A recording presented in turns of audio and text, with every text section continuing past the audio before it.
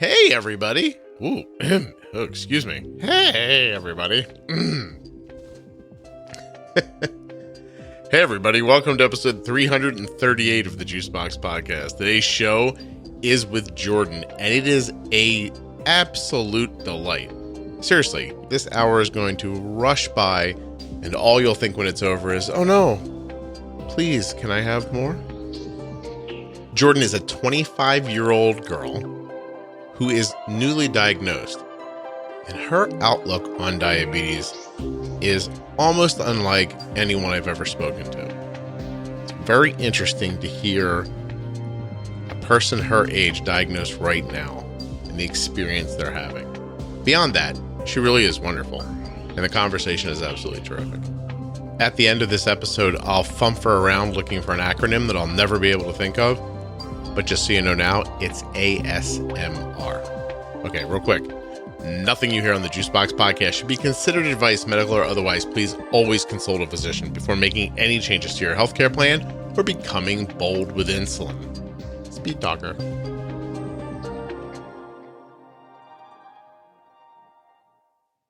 This episode of the Juicebox Podcast is sponsored by Omnipod and Dexcom. Omnipod, of course, the best insulin pump in the whole world, in my opinion, and it's tubeless. You can try a free, no-obligation demo of the Omnipod by clicking on the links in your show notes or the ones at juiceboxpodcast.com that lead you to myomnipod.com/juicebox. And of course, to learn more about the Dexcom G6 continuous glucose monitor, dexcom.com/juicebox. There'll be more about these wonderful sponsors a little later in the show. But for now, this is Jordon. My name is Jordon. I'm 25 years old, was diagnosed with type 1 diabetes January 15th of 2019 while I was 25 years old. So Jordon, I do a thing when people who are newer diagnosed reach out and want to be on the podcast. Sometimes I say to them, do it next year after you've lived with it for a while. And sometimes I'm like, yeah, come on right now. I don't know why I get the vibe one way or the other when I do. But you were one that I was like, hey, let's get this together as quickly as we can. Now, for coherency's sake for people listening, what that means is that you emailed me in February and now in August we're recording. So right away. Right, yes. I'm sorry that it took so long.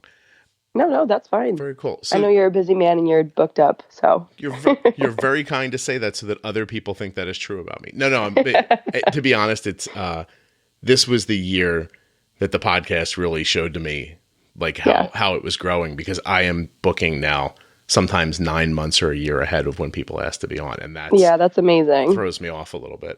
Right. You're 25 now, or you were 20? Yeah. So you're still the age still you 25. Are. Okay. Is there any diabetes in the family?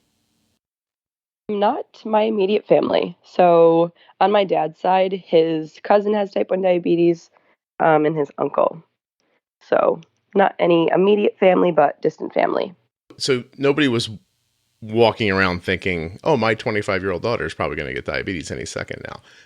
Not at all. Just hit us all in the face.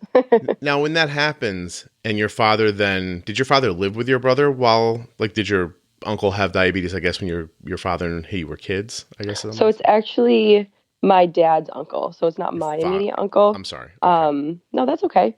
But he didn't really see him that much. So he wasn't really around the whole diabetes thing. He didn't really, my parents both knew the symptoms of diabetics and all of that stuff, but they didn't really think their daughter would end up with diabetes. And so, what I was wondering if had he lived with a brother with it, was it? Yeah, I was wondering what his reaction might have been. So you have your diagnosis story, I think, seems like it's worth telling. So yes, I don't usually just go, tell me your whole story about being diagnosed, but I want to hear yours. In December of 2018, I actually got in a really bad car accident. I was at a Christmas party that my company was hosting, and I had 2 alcoholic drinks. I ate a bunch of food, a bunch of carby stuff. I ate chicken parm. I ate broccoli. And I actually had pineapple juice. I didn't know at this time that I was diabetic, obviously. And I drove home thinking, oh, yeah, I'm fine. I was at the party for about 6 hours. I didn't have a drink for about 3 hours before I left. It was really foggy and it was raining that night. I was in a really unfamiliar area and I ended up crashing into a curb on a rotary. So I had to call the cops. Cops came. They thought I was drunk. So they arrested me. Still going through that right now. But I am fighting that I was diabetic at the time. I was experiencing symptoms before that. And it's funny because that day before I went to my party, I didn't really think anything of it, but I had Burger King for lunch, which I was always normally healthy. Burger King wasn't really my number one choice. But I had Burger King. I had a large Dr. Pepper. I will never drink Dr. Pepper again. And I got home, and 2 hours after I ate the Burger King, I actually threw everything up. Did you just think that was your body being like conscious of your health? Yeah. I was like, I had Burger King. That probably wasn't the best for me. So maybe my body was just rejecting the Burger King because I haven't had fast food in so long. Mm-hmm. So that happened. The accident happened. And 17 days after the accident, I was in the hospital in DKA. Yeah, so it was coming on and going away still, like kind of ebbing and flowing, and a little your blood sugar was higher and it was lower. It's interesting that you think about the fogginess of the night. Do you think was your vision? Do you think blurred? Oh yeah, mm-hmm. Not because of the fog, my vision was right? definitely blurred. No, yeah, my vision was definitely blurred, and I was experiencing issues with my vision. Actually, I work in front of a computer all day. So I was like, I think my eyes are getting worse because of me working in front of a computer and all that stuff. And it was actually because my blood sugar was too high. So I'm sorry for you. Yeah. I'm sure that it'll work out. Do you have a good feeling that it'll work out in court? Yes, I do. I have a very good lawyer now.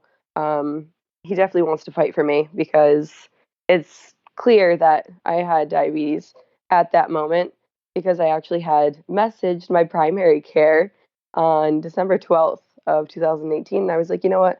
I'm drinking over a gallon of water a day. I urinate a lot. My mouth is really dry. And I was like, I have trouble eating a bagel and blah, blah, blah. And my primary care actually never ended up responding to me. So they actually could have diagnosed me before I even got in my accident, which sort of sucks. It's interesting how we kind of don't communicate still with our doctors properly. Like there's all this technology available and still no one's sort of put it together with how do you speak properly to your doctor. I have to say that Arden's endo is really responsive to emails. And okay. I think I've said it on another episode, but Arden has hypothyroidism and we were able to dial her medication in a matter of weeks instead of a matter of a year because it was try this. Okay, here's another script. Go get a blood test, like that kind of thing. And it was so much more responsive. And it really does sound like if someone would have responded to you that you would have had a different situation. Well, I'm glad you're okay. Right. Mm-hmm. But you weren't hurt? Yes, me too. No, I was not hurt in the accident. I wasn't going fast, just hit a curb, didn't hit anything or anybody else, thank God. But when I was admitted to the ER, I was with my grandmother, and our hospital over here is sort of on a hill. So I'm trying to walk up the hill, and I'm very shortness of breath. I can almost not breathe. Mm-hmm. So I was walking up the hill, and all of a sudden I couldn't breathe anymore. I was like, you know what, Nana, like I need to stop. I need to sit down for a second. So I actually sat on the sidewalk and she was like, oh, no. I'm going to go get someone. So I actually had to be wheelchaired into the hospital because I couldn't even walk anymore. I couldn't even breathe anymore. I guess it's a good sign. So, it's not a good sign when your grandmother can make it up the hill and you can't. And right. I'm going to divert for one half of a second and tell you that when I was a kid, they would decorate the Burger Kings, the McDonald's with these clings, like these big things they would stick to the window. So like every time they, started a new campaign, it was almost like they kind of, repapered the windows with these things. there was this giant Burger King. He was the size of the entire door. It must have been like 3 feet wide and 6 feet tall. And there was a Burger King near my house. And I said to my friends one day, I'm like, we've got to get that out of here. And they were like, what? I'm like, don't you feel like we need this? Like, back then, like we all had stereos that were really big. I'm like, there was glass doors on it. I thought, wouldn't that be great on the glass door of a stereo? And so we did successfully steal that Burger King cling off of the front door. I just wanted to, I was really proud of that for some reason. And I just wanted to tell you. Okay. That's awesome. So you've had diabetes officially for 9 months ish, not even, for 9 right? months. Yeah. Yep. So this is great. So great, not for you, but for the podcast. For you, it's a horror. For the podcast, it's fantastic. Right. So I'd like to know, you're in a major metropolitan area and you're diagnosed with type 1 diabetes in, January of 2019. Mm-hmm. How do you leave the hospital? What's the feeling going out the door? Like, what do you think this is going to be for your life? I'm going to start today talking about the Omnipod tubeless insulin pump. Arden, of course, has been wearing the Omnipod since she was 4 years old. She's going to be 16 this summer. That's a long time. Arden has been wearing an Omnipod every one of those days since she was 4. And it is an absolute staple in her diabetes care. As quickly as time appears to be going in that little parable, it's going even more quickly, quicker, faster. It's the right word there. As quickly as time's going by in that little parable, it's going even more quickly. More quickly can't be right. It's going even faster. That even sounds like wrong. What do I want to say? We're way past what I wanted to say now. All I wanted to say is, everybody's sort of in their home right now and time's going by incredibly slow and incredibly fast at the same time. The days take forever. The weeks are going by in a snap. That's what I meant. It's late here. So you gotta I'm sorry. It's like 11:30. I'm trying to get this done because it's not your problem. You don't care. Anyway, my point is, don't wait to try the Omnipod, especially when they're offering you an absolutely free, no obligation demo.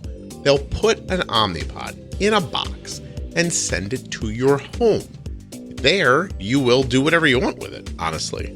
I guess if you wanted to stick it to the roof of your car and tell people you were a police officer, I guess you'd probably have to color like red and blue, but you could do that with it. But it would make more sense if you put it on your body or your child's body and tried it. See what it's like to wear an Omnipod for a couple of days. Take a bath with it, a shower, wander around the house, do your calisthenics. What is this, 1950? My God, there might be something wrong with me. My point is, it's free and there's no obligation, and you'll get to find out what you think of the Omnipod without taking any risk. Just go to myomnipod.com/juicebox. When you use that link, that's how Omnipod knows you came from here. So help me out if you can, hit the link. You can find it right there in the show notes of your podcast player or at juiceboxpodcast.com, or you can just type it in. Now, in my opinion, no diabetes technology suite, you know what I mean? Like SUITE, suite, like a grouping of things. I think I had a stroke a couple of minutes ago, but that's not going to stop me from telling you about the Dexcom G6 continuous glucose monitor and how amazing I think it is. I'm looking right now at Arden's blood sugar. It's literally 11:30 here, and Arden's in bed. Her blood sugar is 93 and stable. But about an hour and a half ago, she was falling, and I didn't expect it, but she was drifting down 105, 96, a little diagonal down arrow. And I could sort of tell by the pathway of the arrow, this wasn't going to stop. And Arden was, wanting to get a shower before bed. And I said, I think you just have to have just maybe 10, 12 carbs right here. And I know that from experience, and I know that, hold on. I'm not editing this at all. I'm sorry. Anyway, I know from experience that the pitch of that arrow, that line, was telling me about 10 or 12 carbs. She took them in, went and got her shower, kind of bottomed out around 72, and came back up to this 93 number I'm seeing right now in stable. I was able to do that because of what I've learned from Arden's Dexcom G6 over the years. From using Dexcom for years and years and years, I can just interpret that line. But my ability to interpret that line would be meaningless if that line wasn't there. Without that information, if Arden was just doing finger sticks alone, I never would have seen that drop. As a matter of fact, if we would have tested her right before that shower, I would have seen a blood sugar of 103 and thought, "Boo, this is perfect, go." But it wasn't. And Dexcom told us that. And it told us that in a way that helped us stop a low from ever happening and no rebound high. Now, you might notice the music's not playing anymore, but I hit a little stride there and I wasn't going to stop. Dexcom.com/juicebox. Let Dexcom know you came from the Juicebox Podcast. More importantly, go find out more about it and get yourself one if you can. Seriously. Best advice I could possibly give you. Get a Dexcom, get an Omnipod. And they're not sponsors of the show today, but get a Contour X1 blood glucose meter too. Links are in your show notes and at juiceboxpodcast.com. Okay, well, luckily the guy who recorded those ads is not the same guy that interviewed Jordon, so let's get back to it. What do you think this is going to be for your life? I felt like a new person.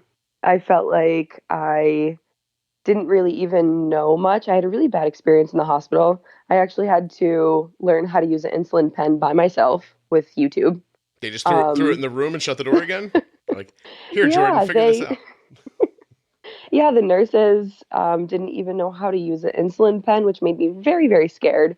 So I was just like, you know what, just give me my pen and I'll figure it out. So figured that out on my own. Of course, my mother stayed in the hospital with me. She slept in my hospital room every single night. That's wonderful. She did not go home at all. She went home maybe for an hour each day to shower, but that's about it. So I walked out of the hospital like I'm a whole new person. I'm going to have a whole new lifestyle. I am not going to be able to eat ice cream at 10 o'clock at night anymore. I'm not going to be able to eat this, and that. But obviously, I can eat whatever I want. That was just my thought when I was leaving the hospital. So, Wow. That's sad. Yeah. That's sad and but understandable if they were like, "Hey, here's the thing that'll keep you alive. We don't know how to show you to use it, but you've got a phone. Right. Figure it out." But now, but I think that's kind of that's inspiring though, and I think it to me speaks to what I think people can do about taking over their own care and why I, on some level, why I think the podcast is so important. So, so you're given an insulin pen, you know nothing of it. And you're saying YouTube is where you learned how to use it. Yes. I looked up using an insulin pen on YouTube, and me and my mom watched a video together. I tried it, and I did it. That was that. That's really spectacular. And I think a good indicator to anybody listening that, you can't, like, forget you shouldn't. You can't just sit back and say, I'm getting incomplete advice. I guess this is my life now. I'll have incomplete advice. Right. Yes. So it's definitely doable by yourself. Yeah. And go ahead. No. I was going to say that you initially said I felt like a new person, and there was a moment. There was a moment where I thought you were going to go down the road where you're like, I'm a new woman now. Like you meant excitement. Yes, you meant everything about life completely different. Day one, starting over. Except you don't get to be a baby and feel your way through it for 9 years. Right, exactly. Completely frightening, or did you feel supported by your family, or what helped in that? I was very, very, very supported by my family. Friends came to see me at the hospital. My mom's friends came to see me at the hospital. My grandparents came all the time. My mother and father were always there. My boyfriend was always there. So I definitely had a lot of support. The only thing is my family doesn't really know much about type 1 diabetes. So when I first got diagnosed, we were all on the internet on Google searching, what is type 1 diabetes? What can we do to do anything that helps type 1 diabetes and all this stuff.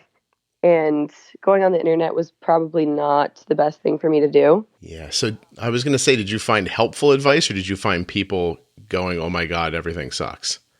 I did find some helpful stuff, but obviously I ran into like the complications and sort of scared myself. Yeah. So that was the only bad thing that I sort of saw. I know. That's a unfortunate downside of the I think the need of the internet to help Right. other people is that you're going to find, I say all the time, like the internet's for like three things, right? It's email, pornography, and complaining. And so I don't really know that it's for anything else. And so people don't generally get online to be like, hey, you know what's amazing in my life? My CGM. And here's Right. like nobody takes the time to talk about things that are going great because you're hoping life goes great.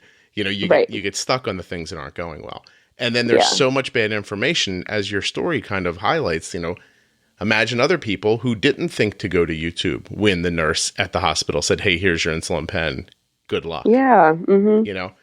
Then they make their way to the next person who was in that situation who says, this is what diabetes is. We're all screwed. And then they think, oh, I'm screwed. And then that's the path they go down.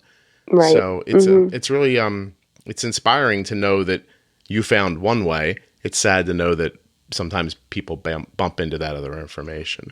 Yeah. I mean, I'm sort of happy I sort of figured it out on my own because I am 25 years old. I'm not 12 years old getting diagnosed, still a kid. So me figuring it out myself sort of made me think that I can do this on my own. This is doable if I just put my head together and try and do this myself. So I think it was helpful in a way, but obviously it did suck at the beginning. So I believe that too. I believe that it's that it's something that if you have sort of the right entree into, that you can work your way through with a decent mindset and some luck. You know what I mean? Like you don't bump into some stuff. You've got insurance that'll help you. Those sorts of things. So that does lead me to that idea. Like you're 25, like you're right on that precipice for like, hey, get off your parents' insurance. Are you like a gainfully employed 25-year-old? Are you a college student still, or you just a blight on your parents? Yeah. So I'm still on my mother's insurance as of right now. Mm-hmm. But obviously I'm going to need to find my own insurance. I am employed at 4 different places. I am a girls soccer coach right now. I'm a girls lacrosse coach in the spring. Mm-hmm. So I work at a high school in my town. I actually went to that high school. I work at a insulation company. I work at Champ Sports, which is a sneaker store. Mm-hmm. And then I work at Red Rose Pizzeria in Springfield, Mass. I believe you're part of what they call the gig economy. Isn't that what they listen, you're 25, you're like, I don't know, I'm trying to stay alive. But where people are always looking for gigs. Like they'll right now it's like, oh, the unemployment's fantastic. Sure, because someone like Jordon has 5 jobs, making the unemployment rate look low. There's 4 less open jobs because of Jordon than there should be. And a lot of other people in that situation. So you've named a few jobs there. I'm not sure about the insulation company. Is there an opportunity in there for you to get health insurance with one of them? Yes. So if I were to be full-time at Red Rose, I would get health insurance through them. I'm only part-time right now. Mm-hmm. I am full-time at the insulation company, and they do provide Blue Cross Blue Shield. So I will be looking into that option. When the time's right, when you have to get off and go. Because I'm sure your parents have better insurance than... Yeah. They have Health New England, and it's definitely helped a lot. Yeah, no kidding. Well, it's just interesting that, and let me ask you, do you feel like, you have 5 jobs right now. So do you have a job of those 5 that you think, I wish this was my forever job and I'd like to do this, but I'm going to have to go towards that because of the insurance? Like, do you feel that pressure? Actually, no. I want to get into law enforcement. So I didn't see that coming, really, Jordon. I want to. Yeah. So none of these jobs I want to do forever. Okay. Why law enforcement, can I ask? So I sort of always wanted to be a police officer ever since I was growing up. Mm-hmm. I don't really know why. I just feel as though I want to provide people with safety. I've always been sort of a leader. I played 3 sports throughout high school. I was always a captain, and I would always look out for my teammates. So I was always that leader, that person that made sure everybody's safe, everybody's good to go. So Well, that's excellent. What are the steps to do that then? What do you have to do? I mean, the police academy, do you go through college for that, or is it? You don't have to go to college to be a police officer, but I do have 3.5 years of college experience. I just didn't end up getting my degree. I will be going back and getting it, but I just ran into some car insurance issues and issues that I had to start working to make money. I thought you were going to say I just ran into a curb, but I heard that story already. So yep, you did. Okay, well that's a great thing. And so this is something you're going to be moving towards soon. Yeah. I actually applied to be a correctional officer, and I'm waiting to hear back from them. Cool. It's been quite a while. I passed the physical exam to be a correctional officer back in July. So I'm sort of getting impatient, but maybe a strongly worded email. Right. And the diabetes doesn't get in the way of the idea of being, I mean, I know it doesn't, but I'm asking you're not seeing any roadblocks? Nope, not at all. Yeah, I don't think diabetes stops anybody from doing anything really. So yeah, there's been someone on in the past who's fighting for a certain pilot's license for people and actually making real headway. But there were certain truck drivers, certain trucks you couldn't drive in the past. I think that's gone now. And then certain pilot's license you couldn't hold for, and I don't know the designations for the certain planes. It's probably passenger planes, but I think they're even making real inroads in that. And actually, glucose sensing technology is a big part of why people are able to make headway there, because they're able to, So that kind of leads me to: do you still have that pen that the nurse doesn't know how to use?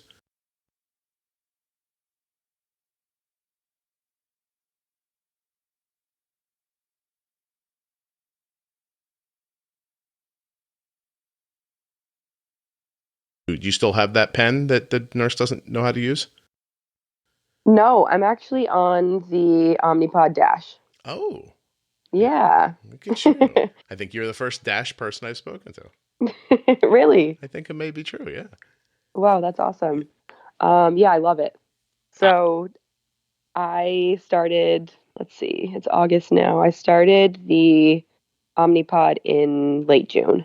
Okay. And you began right away with Dash. So you've never used the second generation PDM? Nope, just started the Dash. Cool. That's excellent. Yeah. So you have basically a small cell phone in your pocket that you can give yourself insulin with. I do. Yep. Right. It's great. The only issue I do have with the Dash is if I put it on my thighs, obviously I sort of forget about it.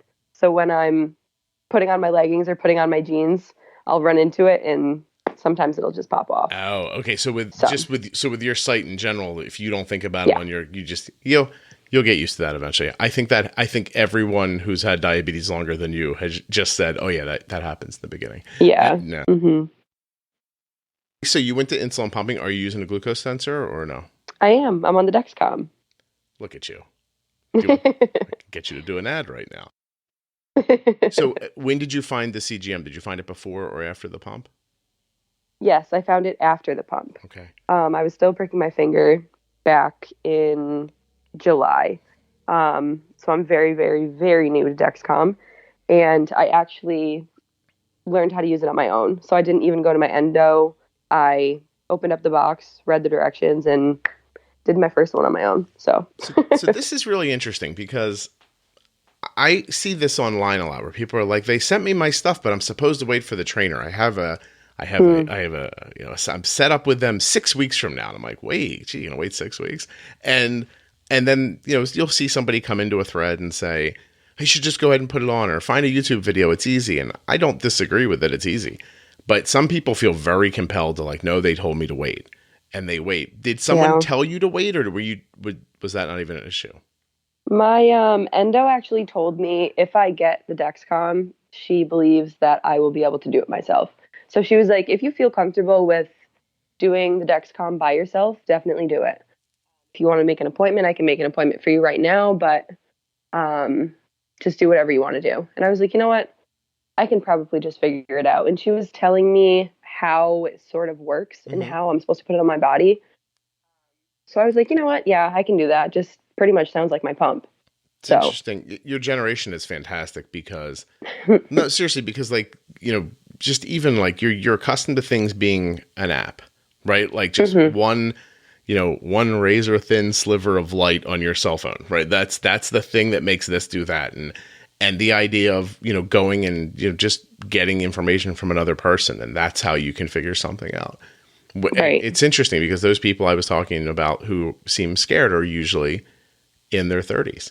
Like they're usually a little older or they have a kid already and they're like, oh no, there's rules. Someone said this and this is what we do. I don't know. Right. I don't know what Dexcom or Omnipod or any of the companies actually say about that. Like, I don't know if they're kind of bound by the FDA to say you have to have training, or if your doctor's saying, no, go ahead, is the okay to do. Do you know what I mean? Like, yeah, something you didn't have any trouble though. Well, when I started the Omnipod, I remember them telling me not to use the Omnipod without the Omnipod trainer, which I actually went to my endo's office and I got 5 pump classes from my diabetes educator. Okay. So I didn't get an actual Omnipod trainer. It was just 5 classes with my diabetes educator, and that's pretty much the classes that I needed. Gotcha. That's cool. And you didn't run any trouble. You weren't like, oh gosh, this all went incredibly wrong. You weren't bleeding on the floor. It's just all, weren't just like, you weren't bleeding out yelling, I should have waited for the trainer. No, thank God that didn't happen. I actually don't think that could happen, but, no, but that's just, I like that. I like the idea of it. So, okay. So how have you found pumping versus shots? I love it. I love the fact that I'm not really aware of me getting insulin at all times of the day. It's just sort of how I used to be, I didn't really have to think about it. Obviously when I eat, it's a different story. I'll have to pre-bolus and all of that, but it's nice to know that I'm getting insulin at all times of the day. Without having to stop and calculate and inject and stuff like that. Right. I think you're just an interesting person to speak with because you're right in that sweet spot age-wise to be able to easily accept technology. And you've just recently diagnosed. You don't know anything about the versions of diabetes that have come before, pens, right? No CGM, boiling your needles, boiling your urine. You know what I mean? Like that stuff just is a story to you. It's not a real part of this world. And do you feel like you understand your care? Yes. In the beginning, I was very, very, very scared, obviously. I was worried and I was like, Mom, like you have to have my call like on loud at all times. Like I'm going to call you if anything goes wrong. And obviously she was like, oh yeah, definitely call me if you need anything. And she actually just couldn't even wait for me to get a CGM. She was like, wait, so there's something that you can get where it monitors your blood sugar and it can let me know when you're in dangerous ranges? I'm like, yeah. She's like, oh my God, you need to get that right away. Yeah. So she was super excited when I got my Dexcom just because she has access to my graph and stuff. Yeah. So she can look at my blood sugar, she can check up on me, and she definitely just needed that reassurance that I am okay. I'm going to be okay. So it's telling, obviously, about diabetes that at 25, your mother still feels the same way as a parent of a 3-year-old would feel. Yeah, just yes, just stay in the house and we'll all just live here until it's over.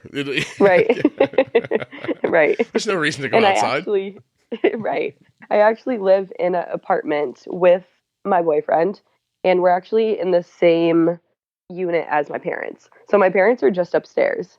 If I were to be anywhere else, I think my parents would be more worried about me, because I'm just downstairs. They can walk downstairs and I'm right there. Yeah. Or burrow a hole through the floor and just jump in real quick if they There you go. To. Yeah. Yep.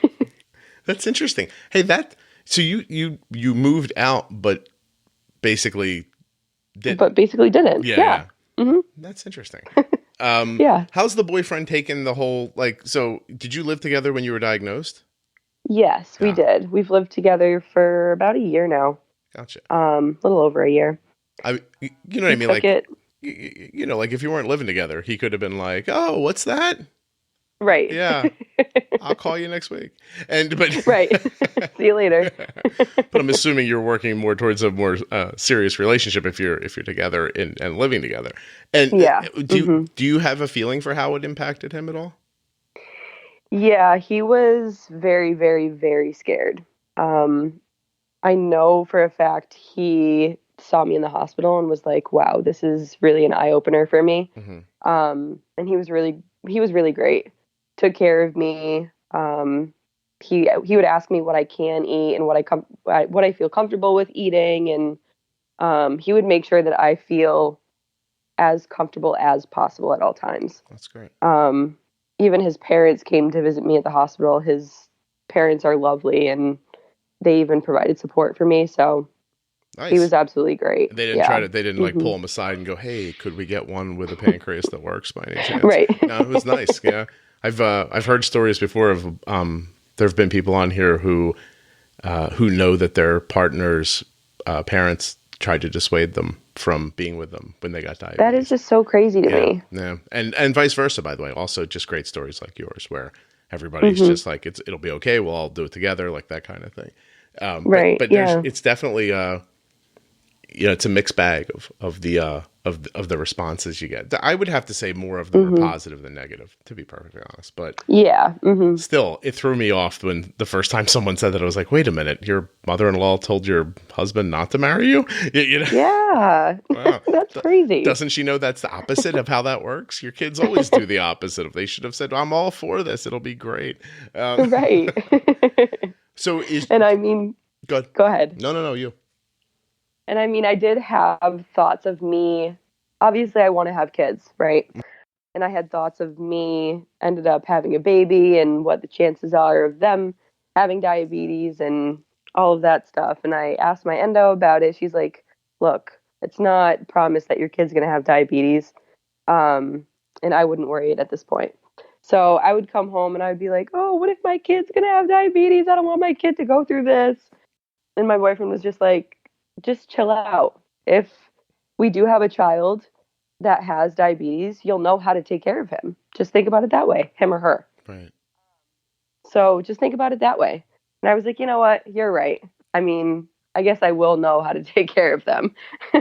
The perspective is interesting because, and I reference him a lot because on this issue because it really struck me when he said it. But as a former baseball player who's actually currently with the Phillies as a manager or a coach, Sam Fold, he's been on the show a couple of times. Said type 1 his whole life, and I asked him about that because he's got 4 kids, and you could tell in his response that the vibe of his response was, "I'm fine. They'd be fine too." Like, I live a life. I'm a person. I live a life. This is me. There's nothing wrong with me. Why would I care if that was them? And it was almost as if he was saying, and this is me inferring from his answer, but I felt like he was saying, to say that I wouldn't want, obviously I don't want anybody to have any kind of roadblocks they don't need in life, but to say that I wouldn't have a kid because I didn't want that child to maybe have diabetes is like saying my life's not valid. Right. And I was really touched by that when he said, I don't know that I went into it then because I was a little like, Sam Folt's on the podcast. I was a little excited. But I know him much better now. And I go over that a lot. And I think that you shouldn't have a kid if you have diabetes until that's your answer.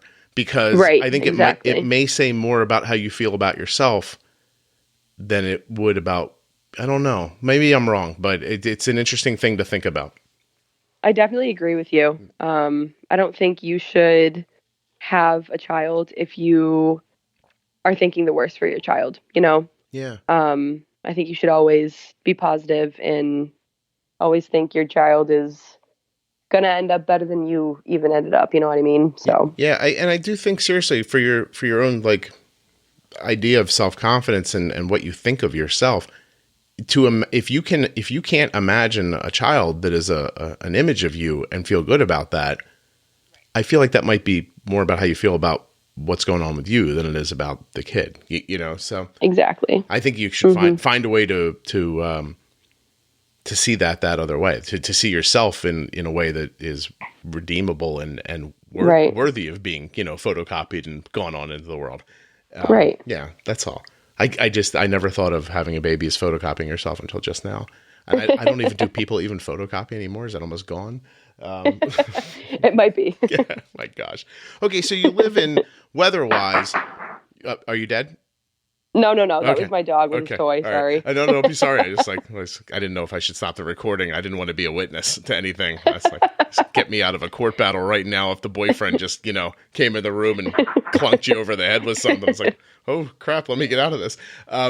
You live in one of the worst places in the world for weather, in my opinion. Oh my God, yeah. Why did 100%. Why did they put that city so close to that ocean? I think it's a bad idea. How close are you to Boston Harbor in that part of the state? So to Boston, it takes about 2 hours to get to Boston. So I'm not anywhere near the ocean, but our winters are absolutely awful. It's a horror. Terrible. Yeah. No. My son was in Boston years ago working out in January he was recruiting for baseball, and it rained all day. It was a horrendous day of rain, right? I mean, we got done. It was an indoor event. Obviously, we kept going back to our hotel. There's inches of water flowing across the ground. And, he's exhausted from his day. And we go back up to the hotel room and he's like, I'm going to take a shower and then I'll just sit here for a little bit and I can get something to eat after that. And I was like, yeah, that's fine. So I'm talking to my wife while he's in the shower. And my wife's like, it's going to snow where you are. And I'm like, no, it can't. Because there's 2 flowing inches of water on the ground. There's no way snow could. And by the time I got off the phone with her, there's 6 inches of snow on the ground. And I was like, this is the worst place in the world. This is absolutely horrible. Yeah, that's definitely Massachusetts for you. Snow shouldn't be able to start forming on the ground when there's running water on the road. It's all I'm saying. I agree. Yeah. There's something wrong with that. The whole thing should be a beach is what I'm saying. Yes. Yep. Someone made a huge mistake building a building there I don't know. Anyway, I'm sure it's lovely, and the people who live there are probably like, screw you, this is fantastic, but you cheated us out of a Super Bowl, so I hate you. But that's fine. I'm not even a Patriots fan. I don't even care that much about, and it still sticks with me a little bit. So anyway. All right, well, I think we've learned a lot about you, and I want to learn a lot about now kind of where you feel like you're headed.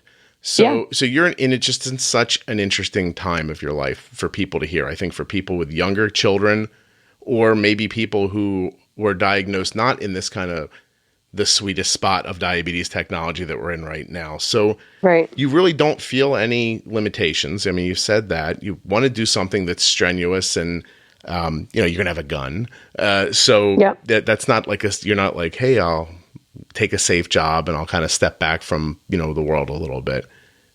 You seem confident about the idea of having children.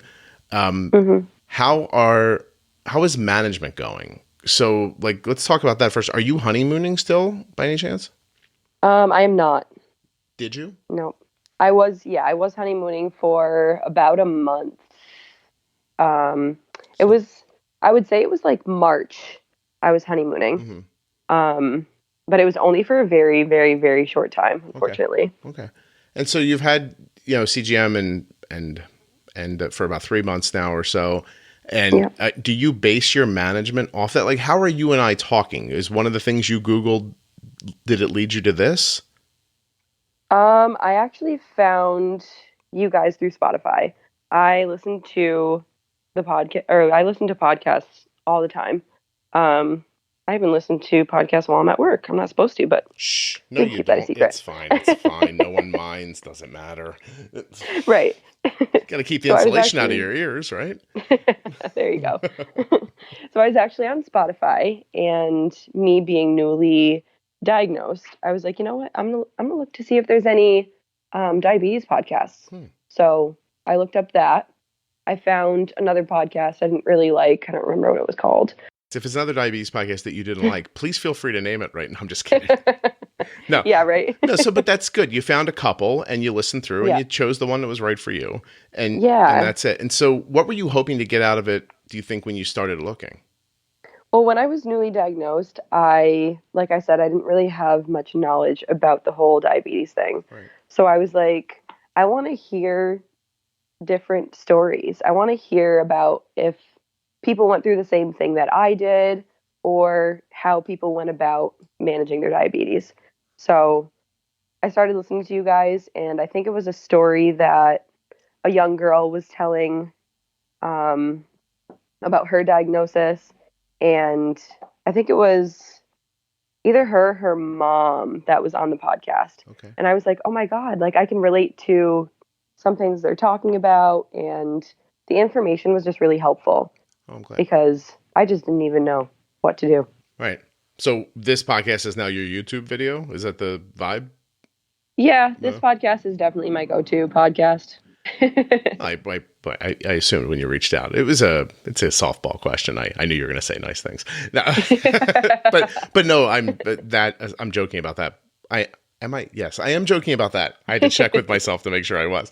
I'm joking about that. What I'm interested in is that idea that you can find like what feels like big, really incredibly difficult to understand information that can seem smaller and digestible if it's delivered the right way. And, right, exactly. Right. And I'm glad that that's how it hit you, because it is my intention. And, I don't always do what I mean to do. So, yeah. Mm-hmm. I guess. And going on the internet, you see all these big words that doctors use, and you don't really even know what they mean. Mm-hmm. So the internet just sort of scared me. And when I heard your podcast, you guys were just talking about everyday life, and you guys intertwined diabetes in it. You know what I mean? So I could understand you guys more than I could understand the internet. Cool. So it was just sort of a comfort thing. I was like, okay, this will be cool. I can listen to this and I can get used to this whole diabetes thing. Is it exciting to think that you'll end up doing that for thousands of other people by recording? It's very exciting. Yeah. I'm happy for you. Like you're like closing the loop, or I shouldn't say that. You're coming full circle, I guess, is the idea. Right. Yeah. Right. Oh my gosh. Super excited. I'm sorry. As you're trying to talk about diabetes, there's 4 different people messaging me on different social media things about their stuff. And I'm like, it's vibrating under my leg to the point where I'm like, I should look. Maybe there's a tornado coming, and my phone's trying to tell me. It's turns out I don't live anywhere near where there's tornadoes, so it's fine. Good. Yeah, you're from New Jersey, right? Yeah, there's really no tornadoes here because I'm. Okay. Yeah. Good. Yeah, I'll be fine. Good. I just, when your phone starts really buzzing and you get that feeling like you're like, maybe something is happening I should know about. Yep. Like, I don't want to be the last one to know that the town's on fire. Right. I don't want to be the last one out of the town. Yeah. It's probably just somebody disagreeing with me about something instead. You said this and you're wrong. All right. Doing my best over here. It helped Jordon. Right. It cut me a break. Right. Exactly. But no, I think about your situation and how quickly you sort of matriculated through it, because you're in a really interesting spot right now where you have stability in your life around diabetes and bigger ideas around your life in less than a year. Right. And that's incredibly exciting to me, to think that you were able to go from feeling like a new person, which meant, everything in my life is new and different and scary and raw, to being this comfortable person that you are now 8 months later. I'm super excited for you about that. Thank you. I appreciate that. Yeah. And at the beginning, I definitely didn't think I would be at the point I am now. I definitely thought that I would mourn a little bit more than I did, and have some more grief. But I sort of, with all the support that I had from my family, I felt as though I was going to be okay from the start. Obviously, I was sort of upset in the beginning. Obviously, I didn't want diabetes, but I had to take into consideration that this isn't going away ever. So I'm going to either have to deal with it or I won't be living anymore. Yeah, right. Yeah. And I think that's actually an important step, that concept of, look, this is here now. Right. I can't ignore it. I used to talk about it in the past about getting a bill at the beginning of the month and not opening it. Well, that's stupid. Like it's. Yeah, because it's still going to be there. It's still in there. You can't just ignore it. You could put a deck of cards over top of it, but it's still just a bill under a deck of cards. So right, exactly. You just have to just go, okay, this is it. I'll dive in. I'll make the best of it that I can. And look what you did. You found so many good avenues for yourself that there wasn't a ton of bad. And had you not looked down those roads, you would have been stuck standing still, imagining the worst. And that really is, I'll tell you, I don't know if it sounds trite or Pollyanna or what, but I really think that worry is an incredible waste of imagination, because you really are just making up things in your head when you're worrying. You have no real, I mean, like, don't get me wrong. You're in the room, there's zombies outside. It's fine. Go ahead and worry. But, but don't sit in a world where there are no zombies and worry about when they're coming, because they're not real, so it just is, it happens to people. And I think some people are more genetically predisposed to that worry, and some people aren't, as much. I don't know if it breaks down gender lines, or if it breaks down age, or if your past experiences. I'm sure all these things have something to do with it. I know I feel very, I have a real caregiver's mentality. Like I always have my whole life. Like I was just in a situation where my dad left my mom when my brothers were little. My mom went to work. It was sort of my job. That kind of like you know what I mean? Like you have that feeling of like, these people are counting on me. And then you get married and you're like, oh, it'll all start over again. And then my wife and I had a situation where she just had a better job opportunity. So I was like, oh, I'll stay home with the baby. Oh, I'm still doing this caregiver thing. And now I feel like that towards the people listening to the podcast, which is, it's very fulfilling, and it's incredibly not fair some days. Like there are days when I'm talking to people that I don't know, because I can't really stand the idea of what happens if they don't get the information that they need, so it's my huge goal in the podcast handle. That's so I can just reach all those people without talking to them one at a time. Because that's not going to be a valuable way for me to help anybody with diabetes. Takes a little too long, and you just get one when you're done, which is still incredibly, it's amazing still. Like, don't get me wrong. Like to talk to somebody on a Wednesday and have them send a graph that looks like a horror show. And then on Friday morning, they're like, oh my God, everything's better. And I'm like, yeah. I mean, it's you just started, but I know it feels better. I'm excited for you, and they're on a better path, and then they're sort of on their way, which is nice. Yeah. But I like the idea that it reached you, like, and even in such a crazy way, like Spotify. Like I remember when the company that hosted my podcast was like, you can get on Spotify now if you want. And I was like, I mean, do I care? And I was like, all right. So like there was a day that I spent doing stuff like back end stuff that you'll never know about the podcast, where I sat there and thought, I wonder if anybody will even listen this way. And like years later, it found you. It's very cool. Yeah, very, very I did. Yeah, it's so exciting. And it's definitely helped me, just hearing all the stories and all of the advice that you guys sort of talk about. It's definitely very helpful. I'm glad. Is there anything that's gone horribly wrong that you've learned from? Like, have you had any moments where you're like, wow, screwed that way up? Not really. I haven't really had a blood sugar that's gone above probably like 300. 300 is definitely like critical. Right. But obviously me being new, I still get into the like low 200s, but haven't gotten to anywhere near 300. Which is really, really good. Yeah, you're doing and I'm still I work out a lot, and I have a personal trainer. And we do like CrossFit type workouts. So it's very hard for me to monitor my blood sugar and either do a temp basal rate, or if I'm lifting heavy weights, I actually don't do a temp basal rate at all because my blood sugar goes up. Yeah. So it was definitely hard in that aspect to get used to working out in different workouts, do different things to my blood sugar and so forth. So the Dexcom is definitely helping me out with that. That's excellent. Because it would be very difficult without it, for certain. Yes. Did you see just the other day I put up an episode, it's a new Pro Tips episode about exercise.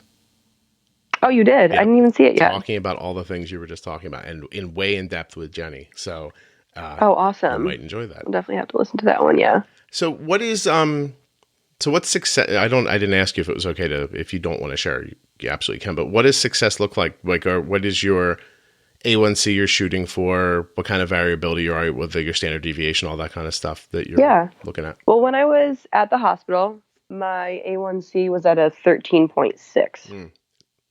That's when I was in DKA. Yeah. And then let's see, when did I see my endo? I think I saw my endo in June, early June, and my A1C was at a 6.4. Wow.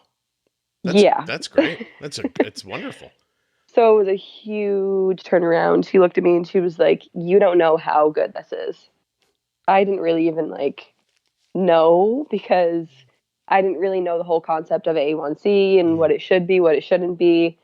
And she was just like, "You cut your A1C in half." And I was like, "Okay, cool." And she was like, "This is really, really, really good though." Yeah. I was like, "Okay, awesome." Yeah. So I thought I was on the right track in managing it well, which I was. That's excellent. And what do you think if I told you you can only give, I don't know, 2 or 3 ideas from the podcast to another person, what do you think you'd give them? Let's see. I mean, if I were to talk to someone with type 1 diabetes, actually, you know what? My college friend, she was a softball player. I was a lacrosse player in college. We were the same year, same age. And we were very similar. I got along really well with her. And we stayed in touch after we left college. And she actually messaged me, I would say 2-3 weeks after I was diagnosed, saying she was diagnosed with type 1 diabetes. That's random. Yes, so weird, so crazy. But yeah, she was diagnosed, and I actually told her about this podcast. I was like, "Do you listen to podcasts?" She's like, "No, I don't really listen to podcasts that often." And I was like, "Well, there's this one diabetes podcast that really helped me." So I told her about it, and I was like, "They have doctors on the episode that talk about diabetes and advice and all of that stuff." And I was like, "They literally cover everything with life, diabetes, everything." And I told her, this podcast isn't really like a diabetes overload. You guys don't talk about diabetes the whole hour of the episodes. You know what I mean? Oh, I can't You guys imagine. get off into different topics, and you don't sort of overload diabetes, So I appreciate that, because I was very early on in the beginning. I was like, how could this sustain? how could I thought about myself, would I always kind of tell people you could have the secret of life, and if you tell it the wrong way or your audio is bad, people won't listen. You know what I mean? Right. They're going to be like, "I'm not listening through static to find out the secret to life." I'm not going to listen to, I've got a couple of reviews that I think would disagree with me, but inane banter that goes on forever, that's about nothing. I think that this should be about something. It should be valuable, and it should be entertaining, and it should be light, because I could sit down and have a different conversation with you right now that's super serious, and I would, I don't know how you'd get through 6 or 7 minutes of that before you, as a person listening, you'd think, I already live this life. I don't need to be I don't need to be hit with it. It would be like if I was depressed and I let somebody pour a cup of depression over my head. I don't need more. Thank you. Got plenty right here. I just think the way you described it, I was hoping you might say "Oh, I tell people better to stop below than be high," or something like that. But just the way you characterized the show was so nice. I was a little misty. I thought, I can't even speak about it that. If you asked me to describe the show to you, I wouldn't have done such a complete and loving job as you did. And I don't think I could speak about the podcast the way you just did. Well, I do love it. So I appreciate that. What? Yeah. So, all right, we have a couple of minutes left.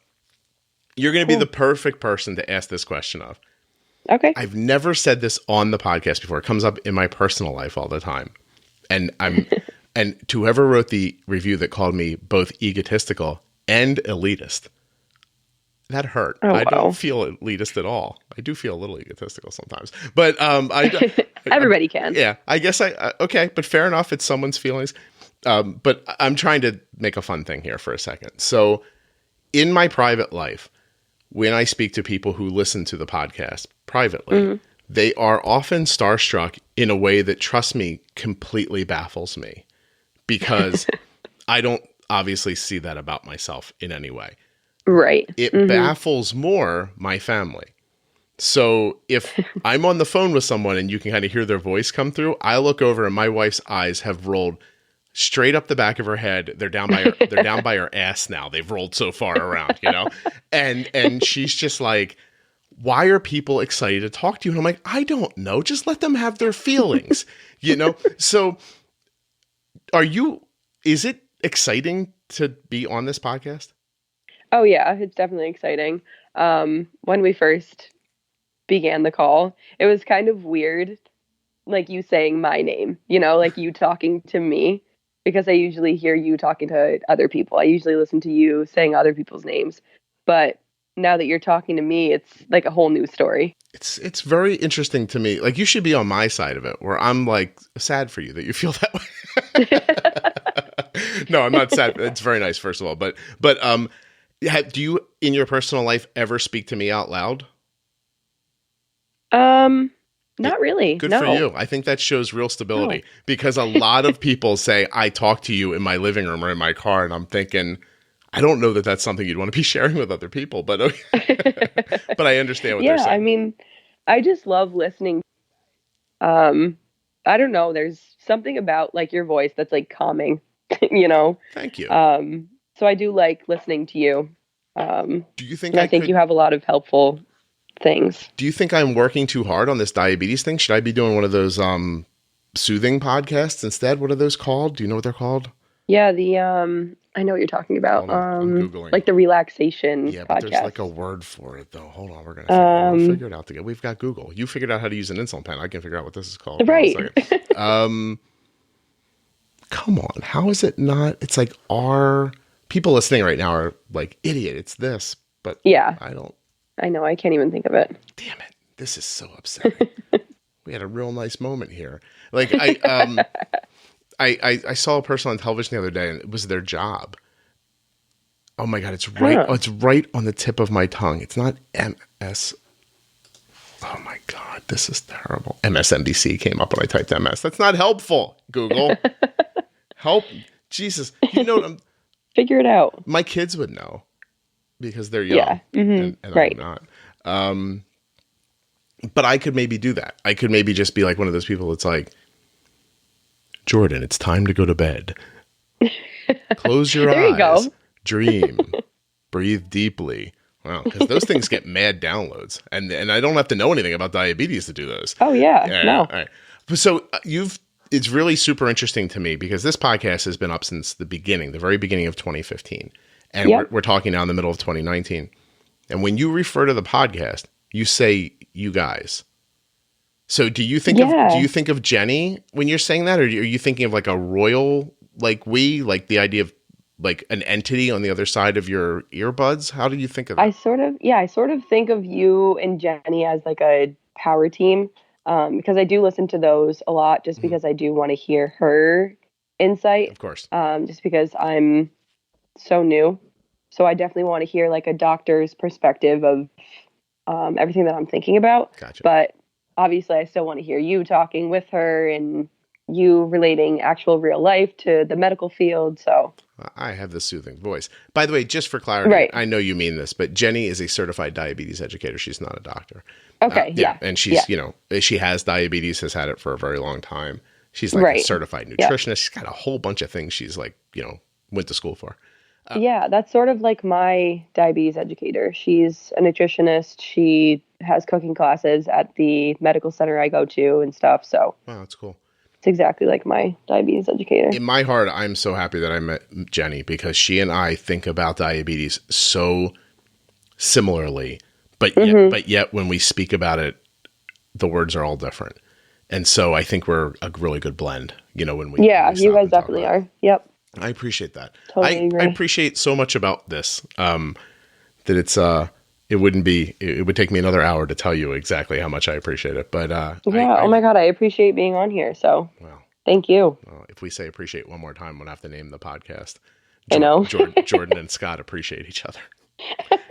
And Jenny. Right. All right, so we're done now. But I'm so... I don't want to curse because I'd like to try to leave this in, but I'm so pissed that I can't think of the word for the... I know. And you'll think about it later today and it'll come up, but... Yeah, but that doesn't help us now. Jordan, I know. Right now we're recording. This is what's real. The real world doesn't exist when this microphone goes off, okay? Because no one can hear it, damn it. No, I'm joking about that. So I'll tell you, do you have a minute? Yeah. All right, cool. Arden met Tom Holland this past weekend. Oh my God. Super excited, Arden was. 15-year-old Arden, who lobbied her orthodontist to get her braces off 3 weeks early so that she can meet Tom Holland without her braces on. Oh my God. Got that accomplished. Decided that the ombre she had from when she was little made her look young, went back, had the fake color stripped out of her hair to go back to her natural color. Was, 3 or 4 times went back and forth. I'm just going to wear a Spider-Man shirt. No, I'm going to wear a nice outfit. I want to look good in my picture. I want to look fat. I mean, on and on and on, right? She goes, I might have to have her come on and tell it. She will never, I can never get her to come on the podcast, but maybe she would tell the story. Yeah, I would love that. I ask her and she's like, no. She did consider, she's a friend who has type 1, and I think maybe she wants to do it with her sometime. So maybe maybe one day I'll put them in front of microphones and let them talk to each other, and I won't even be in the room. We'll see what happens. There you go. But so she goes in, she's got this big plan. Now, keep clear that there are thousands of girls my daughter's age at this thing who I believe all think that with the 30 seconds they're going to have with Tom as their pictures taken, he will marry them. Or right. Like I believe typical teenage girl. I'm pretty sure they all are. Like she's told me recently, still, it's been days. She's like, I got rushed in now. They're so fast. It's unfair to Tom. He won't know how great I am. And he didn't get to know me. And I was like, yeah. So she goes in with this big plan. She wants to tell him that her and her friend who are there have a bet that they'd like her to be able to remember his name from the time the picture's taken to hours later when they'll get to meet him for like a signature and autograph on this picture. Mm-hmm. And so Arden her friend goes first, does like some like handshake that Tom Holland does that he had perfected. My daughter was like, oh, I was going to try the handshake. Can't do that now. So now Arden's like, I'll tell him, definitely going to tell him about the bet. She gets so starstruck. Mm-hmm. It just doesn't come out. And she starts telling him about like, my friend and I have a bet that you can remember our names. And he's like, oh, I'm not going to be able to remember your name. And she's like, well then, and as the security people, she's already taken the photo, are shoving her through to the other side because this poor guy's going to be taking pictures for, ever. She yells, remember that I'm a diabetic. Oh. And then she gets outside and she goes, that's awesome. Why did I say that? And I said, I don't know. Why did you say that? She goes, I was just trying to say something I thought would be memorable for the next time I saw him. Oh. So the whole day she's just like, why did I say that? Like, not that she cares that she has diabetes, and she said, oh, she's just like, why didn't I just say like my name or anything? Well, right. I bet he'll remember her though. Well, then she so made herself uncomfortable about it through the rest of the day that when she went to get the signature, I'm like, are you going to say, hey, I'm the crazy person who yelled, I'm a diabetic? I'm the crazy diabetic. Yeah. And she goes, I don't think it's going to be good if I remind him of that. I was like, probably not. They're probably looking for you right now to kick you out of here, And so she just kind of quietly went by.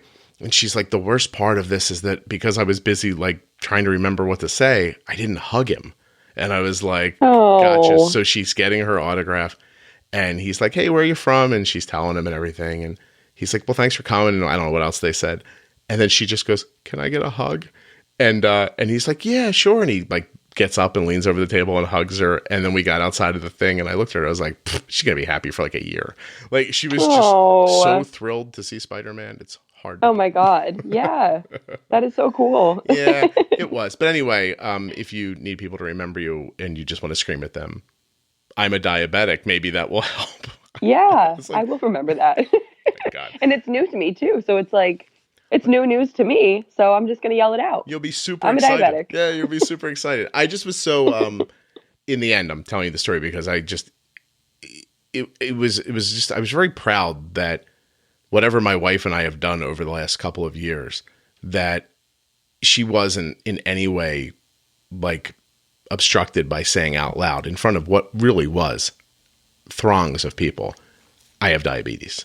Like she was not put off by it at all. And Good. yeah, I hope most people can live like that, like in a way Yeah. where they're just not, Right. they're not ashamed. So, right. Jordon, I thank you very much. I am going to jump in the shower and then come back and record an episode with Jenny. Awesome. Well, thank you so much for having me. I appreciate it. I really appreciate you being on. Take care. Take care. Nice to meet you. You as well. Hey, huge thanks to Jordon for coming on the show and doing such a great job telling her story.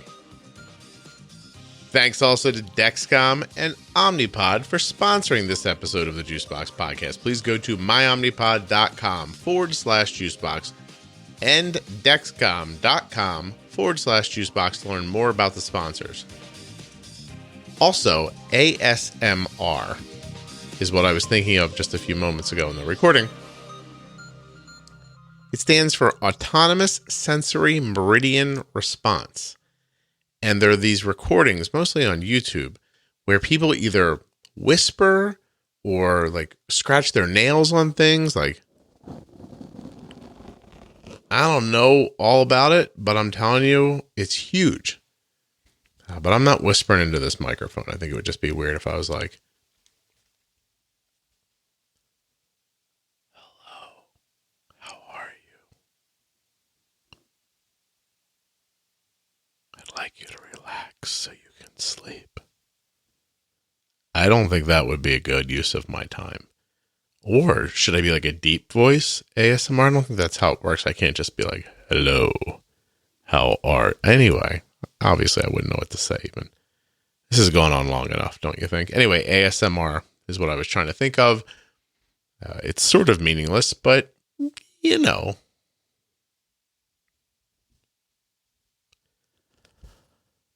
Okay, that's all I got for you. It's now 11:45, and I need to go to sleep. I genuinely hope you enjoyed this episode of the podcast as much as I enjoyed making it. I really had a good time talking to Jordon. Thank you so much for listening to the show. And if you're still listening now, you must be a huge fan. So this is why I put this information right here. I've launched a webpage called juiceboxdocs.com. It's Juicebox, D-O-C-S, juiceboxdocs.com. The goal of that is to create a list of endocrinologists and diabetes educators, people who listeners of the show are using it and love. Trying to put together a list of agile, smart, tech-friendly, savvy, juicebox-friendly kinds of doctors. Because I get a lot of requests from people about, do you know a doctor in this area or this area? So if you've got one of those great docs, send me an email with all the information. So go to juiceboxdocs.com first, see the information I'm looking for, click on the link, send me your doc, and we'll put them in. But only if they're great. Make them great. If they're not great, we don't want to share. You understand? And if you need a great doctor, endocrinologist, certified diabetes educator, etc., check out juiceboxdocs.com. Also, I want to thank Alan, who told me that when I'm talking about diabetesprotip.com, sometimes it sounds like there's an S on the end, and there's not. It's diabetesprotip.com. That's a web page where all the Diabetes Pro Tip episodes are collected in one place for easy listening and sharing. Thank you very much, Alan, for sending me that note. Everybody have a great day. I will see you soon.